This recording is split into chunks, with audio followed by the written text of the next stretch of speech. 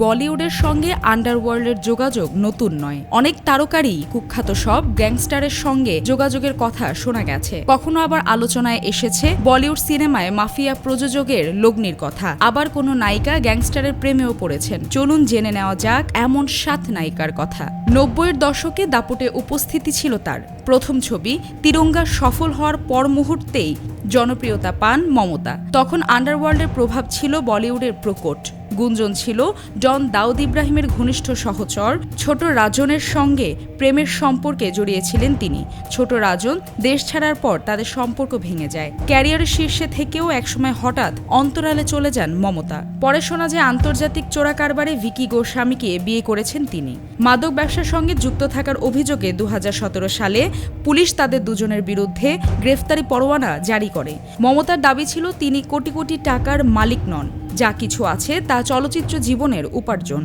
মন্দাকিনী রাজ কাপুর পরিচালিত রাম তেরি গঙ্গা মাইলি ছবিতে অভিষেকেই মাত করেছিলেন মন্দাকিনী, কিন্তু তার সঙ্গে দাউদ ইব্রাহিমের একটি ছবি প্রকাশ্যে আসতেই শুরু হয় বিতর্ক।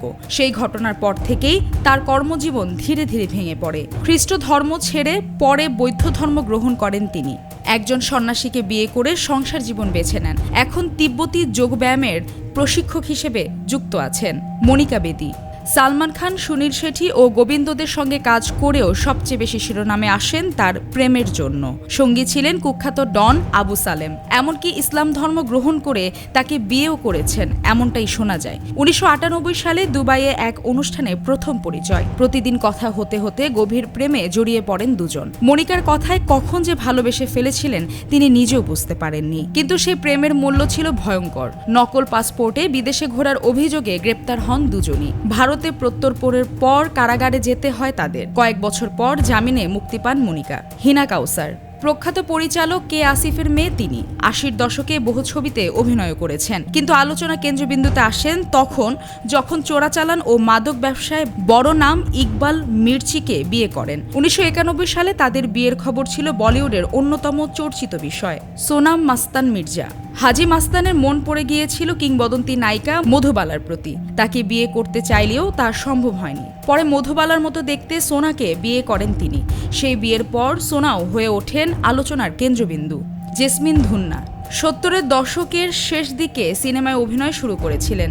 ভিরানা মুক্তির পর তিনি রাতারাতি জনপ্রিয় হন। গুঞ্জন রয়েছে দাউদ ইব্রাহিমের সঙ্গে তার ঘনিষ্ঠতা ছিল। তবে 1988 সালের পর থেকে তিনি রহস্যজনকভাবে নিখোঁজ রয়েছেন। আজও তার কোনো সন্ধান নেই। আনিতা আইয়ুব পাকিস্তানের পরিচিত মুখ। আনিতা অল্প সময়ের জন্য বলিউডে কাজ করেন, পাশাপাশি সৌন্দর্য প্রতিযোগিতা ও বিজ্ঞাপনে ব্যস্ত ছিলেন। কিন্তু আন্ডারওয়ার্ল্ড ডন দাউদ ইব্রাহিমের সঙ্গে তার সম্পর্ক প্রকাশ্যে আসতেই বিতর্কের আগুন জ্বলে ওঠে। খবর ছিল এক চলচ্চিত্র নির্মাতা তাকে নায়িকা হিসেবে নিতে অস্বীকার করায় দাউদের লোকজন তাকে হত্যা করে। শোনা যায় মুম্বাই বিস্ফোরণের সঙ্গেও যুক্ত ছিলেন তিনি।